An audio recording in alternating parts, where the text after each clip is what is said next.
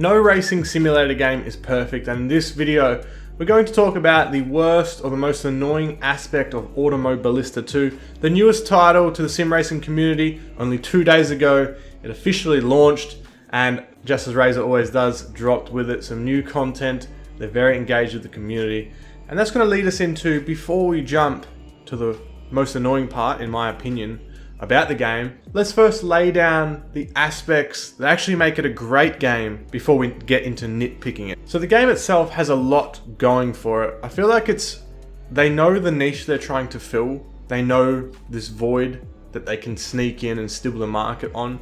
And they've done quite a good job with AMS1, so that lays a good foundation for a great driving simulator, even though now it's really outdated. It's on a Steam sale now, actually, if you want to pick up and see it for about $8 or something. It's super cheap, but it is graphically outdated, and AMS2 is sliding in here using the Madness engine.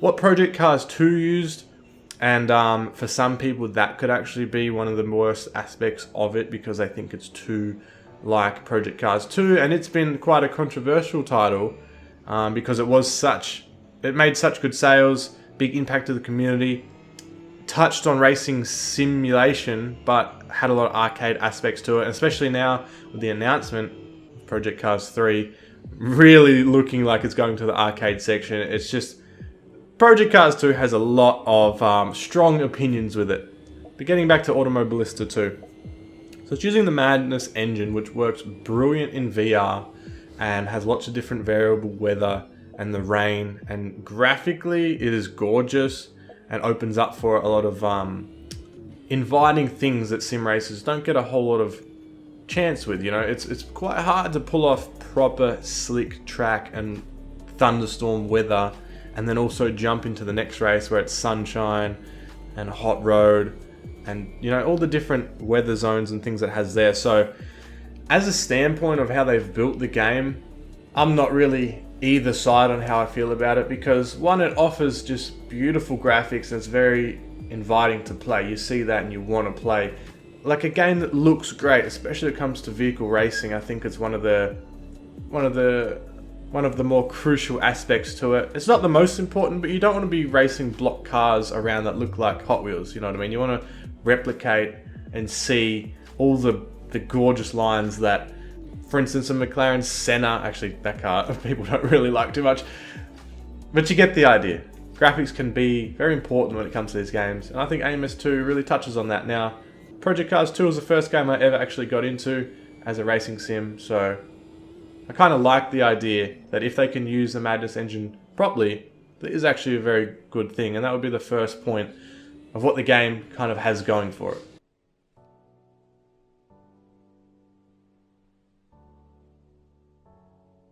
Along with that, we can get more into the aspects that it offers and the content, not so much how the game is built. So the ease of access into the game as a whole is unbelievable. So as soon as you log into the main page, you'll see that you have your time trials, single player, multiplayer, and it's very intuitive.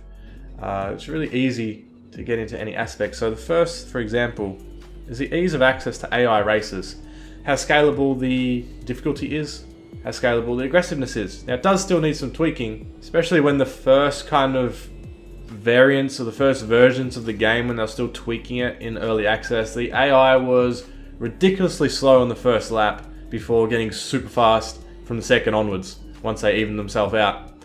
So there's that aspect to it, but jumping into the races with all the different cars, you can make the races the same class, randomized starting grid. You have all the options in the world with all these different cars, and a lot of them you haven't seen before because it focuses on the Brazilian kind of genres and tracks. So a lot of racetracks we haven't seen before to race on, with a lot of different cars we haven't seen before, and it's really easy to tinker between them all. And again, touching on the Madness engine and the offerings it brings with the different weather, it actually makes for, in my opinion, one of the best racing against the computer or artificial intelligence racing games there is. Really easy to jump in on your computer just with the AI. Along with this content, we have the time trial section, and something that really caught me by surprise. It's a cool feature to have a hot lap kind of event. You join a race, you pick your car, whatever it may be, and you try and set the fastest lap you can on a global leaderboard. It sounds simple enough, but the ease of getting into it and cutting a few laps to try and see where you stand against everyone and maybe tinker the setup a little bit to better yourself is actually awesome. So not only can you practice different setups and see what the world's fastest can do, it's quite addictive. Like you set a few laps, you're like, oh, okay, what about if I try a different car? And before you know it, you've tried 100 laps by accident, trying to beat like this person you don't know somewhere in the world, but all you can see is their time and their name in the vehicle that you're driving, and then you jump between others. And it is actually a really great way to have this repetitive content. I think it's something that's very valuable in games these days, is to have content that you can actively do again and again. And every bit of content that they add, every new car that they add, this system is now set up so that you can jump in and set new records and leaderboards, and if you're first in, you'll be on the top, and it's cool to see your name up there. It's quite a good feeling. So it caught me by surprise how addictive and how fun the leaderboard system can be, even though it's very simplified. It's like a simple thing, right? But the way that they've added it into the game makes it very appealing, and Reiza are already putting their foot in the door, the developers of the game, because other games that are crucial to the market, and I think iRacing cannot go unmentioned when talking about racing simulators. iRacing doesn't have a feature like this. They have a time trial section, but I've never clicked on it. Whether it's the UI that's, I don't even know if it has leaderboards for it. You know, like it just has this jump in, hardcore multiplayer experience. They've tried to add artificial intelligence, but personally, I feel like their beta UI is clunky. It takes forever to load. It's just, it doesn't make you want to jump into it like Reiza has. And I don't know if it's because of the way that the UI is set up, or how easy it is to do, how appealing it is, but the artificial intelligence races, along with their time trial mechanisms, to me, is really amazing. Taking a more wide approach to the whole content as a whole, the game really does come with a lot. Automobolista2, from base spec, has a monster list of cars and variants with preloaded liveries that you can always pick, and everyone loves rocking a sick livery. We can all agree on that. The track list is huge and it has heaps of variants, and they've continuously added on a monthly basis, if not even sooner than that, throughout the development series here, or their period, more and more. So just as this sneak drop out of nowhere that no one saw coming, well, I personally didn't, and I keep up to date with their Facebook page and things like that. As they drop, they throw in Bathurst out of nowhere as a free content. And in their trailer, in their announcement trailer, the game is now official. You can see a quick 3-second clip of, I don't know if the car's already in the game, but it might even be a completely new car on the Nordschleifer. Like, that is marketing 101 geniuses. Like, they dropped this announcement trailer. The game is great already with the amount of content that is. Bathurst comes out with it for free on the day drop. And within the trailer, they tag one of the greatest racetracks of all time that everyone secretly wants in every racing game that they play, the Nordschleifer or the Nürburgring. It's just brilliant. So the amount of content is huge, and I think it's still, if you were to buy it early like I did, for a great discount for what you get. And again, comparing it back to iRacing, one of the main games that I play, the cost is sky high, and everyone knows this. But it really puts it into perspective how much you can get for your $40 or $50 with just a base game of Automobolista2 and the hours you can get out of it. But they are trying to fit two different niches here. Hand in hand with the amount of content and the lead up in their marketing is the updates that they've brought out. The updates have been far from small adjustments. Not to say that the game didn't need a lot. Like I said, that the AI was really not clunky, but quite sporadic early on, especially with their slow first laps. But they're very, very community engaged. Reiza has done an awesome job with supplying updates, asking for feedback, taking in feedback, Fixing things that you wouldn't even have known were ever had anything wrong with them. Tweaking the feedback 4 or 5, 6 times maybe now. Every single update they've got more feedback looks, more small details here and there. More like brake temp changes to how the car operates, like really small details things, which is great. They're looking into the detail. It means they're passionate about the game. But just overall massive major updates as well that really show that they're trying to bring this game up to the best version that it can be, not just throw it out, make some quick sales and hurry up and work on the next one. So all in all, the game offers brilliant value for what you get. I personally do recommend the game a lot. I'm going to set it to a few people that I know here and there, not because they back me or anything. I have no idea who I am. I have no idea who they are. I just see that as a sim racer, and sometimes you don't want to just do hardcore races and things like that all the time, or play Formula 1 or whatever it is. If you want a nice overall, lots of content, lots of things to do, AMS2 really comes in and takes the cake on that one almost. So now it's time to move in, after discussing all the things that are good about the game, what probably, in my mind, is the most annoying. So I've mentioned AI a few times, and they've tried here and there to tweak it. I was playing it just the other day. Now this is before official launch. It was the day before official launch. So the game is now updated. I'll play it again later this afternoon once I make a few YouTube videos. But the AI used to be really, really slow. Unbelievably slow. It's almost like I'd stop in the first and second corner as they sort themselves out to see who's going where. And you'd re-end them a lot. It's quite frustrating. They're a lot better now, but I still see that the AI does some interesting things. So for instance, it's like the Ayrton Senna at Suzuka into the chicane. If you've seen that clip, you know what I'm talking about. One of the most controversial moments of Formula 1 history ever. And they seem to do that, right? So you need to pay attention to your rear view mirror. And thankfully enough, much like Formula 1 Codemasters game, it has an arrow to show you where they are. If they're close, it'll be red and the direction they are to you. So if they're in a blind spot or something like that, I'm sure you can turn it off, but it's helpful nonetheless. You'll see that if they come up anywhere towards you and the arrow starts getting red, they will absolutely dive bomb you. Now this does make for great racing.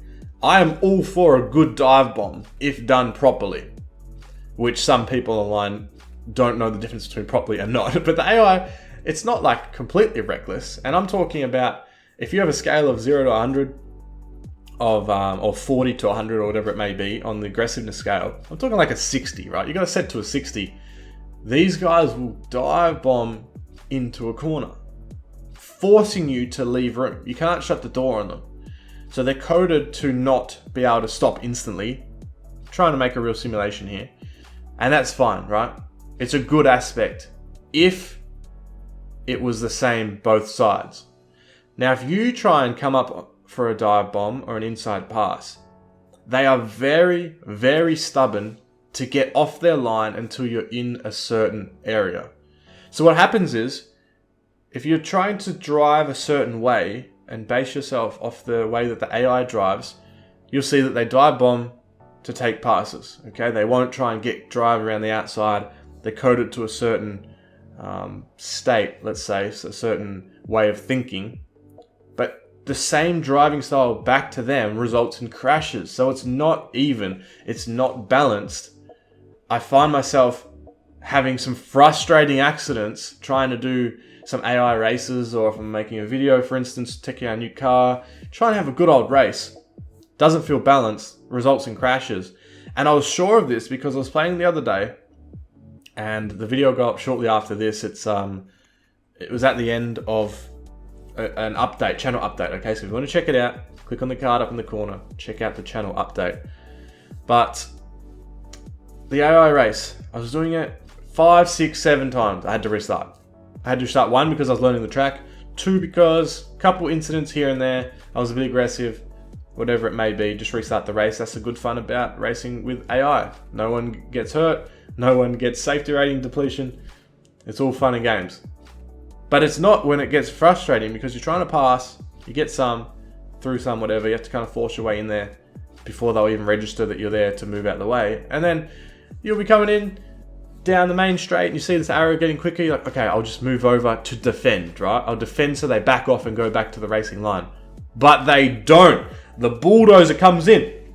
Bah! You're gone. You're into the fence. On 2 occasions, I got completely destroyed off the track.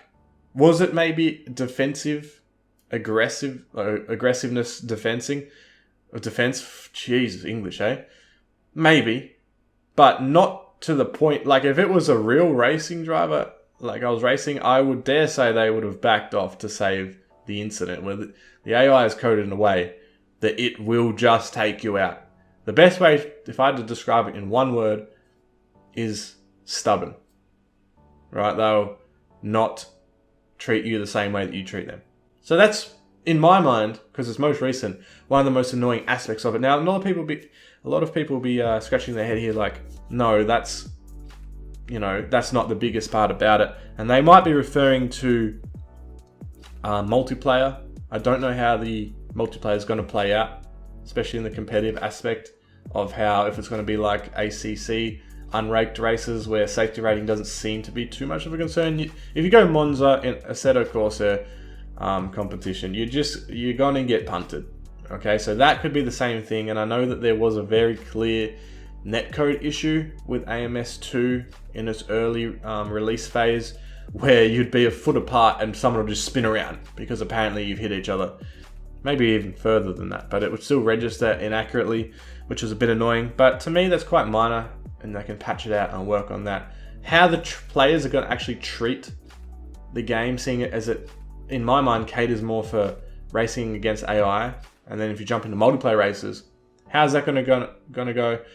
It's going to be up for debate and to see how it goes for this first month and then forward from there after release.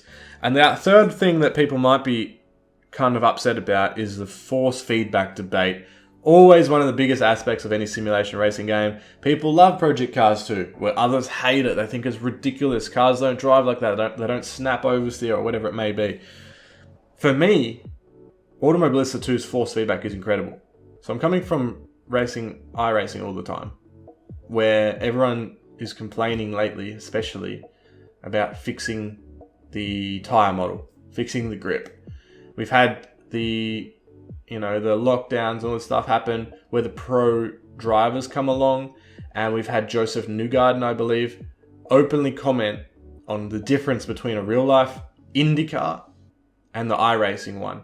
Whereas there's no grip limit. There's no driving on the limit. The car will just lose grip and it's unsavable. Whereas real racing cars, especially if you look really detailed, it's up for debate, but in my opinion, you can see where they drive on the verge of wheel spin, right? V8 supercars, IndyCar, when they're powering out of a corner, maybe not Formula 1 because they rely so much on downforce and all that stuff, but you can see these cars counter-steering slightly as they're coming out of a corner as the wheel's on the verge of grip and slip, and it makes for exciting racing. Now, some games, like the previously mentioned, don't allow you to do this, right? You're either going quick, but then all of a sudden you've gone too far, you're dead. AMS2, the oversteer is so fun. It's sustainable oversteer, I would say. It's controllable oversteer.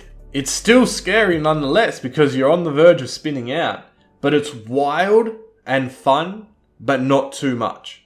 Obviously you can push your car too much. Obviously you can lock brakes coming into the corner. Obviously you can tinker with traction control settings and assists like that. But with them all off, you still have this feeling of control over a very powerful vehicle.